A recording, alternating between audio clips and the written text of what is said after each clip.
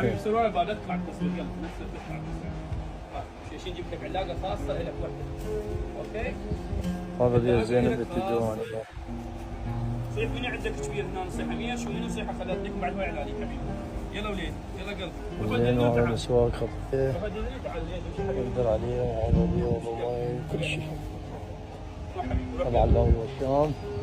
الله يبارك فيك ان شاء الله ويزيدك. يا رب الله يستر على امه محمد شباب، واللي يقدر خليه يجي يساعد. ذولا خطيه حاله ضيم حالهم وما عندهم واحد يعني كبير او شيء زين يشتغل او شيء وهاي. والله يستر على امه محمد. لا تطلع حبيبي لا تطلع وجهك بالتصوير. امشي وين؟ امشي قلبي. الله يبارك فيك ابو حسون، الله يبارك فيك. هذا علام والشام.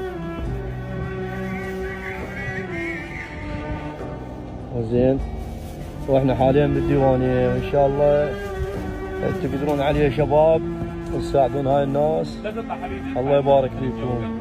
زين رحم الله والديك ما قصرت. وتروحون برا بالشارع. اوكي دبك على فوتك.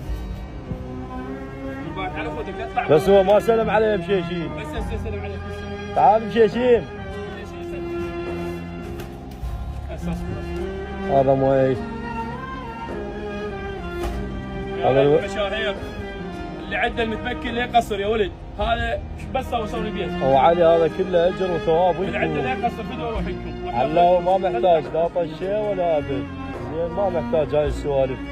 كل ما هنالك هاي نقطه جماعتنا اللي متمكنين اللي عندهم الله يزيدكم من الذب ال 200 وال 150 وال 400 ذن ما يسون. لان كلهم يم الله تلقاهم.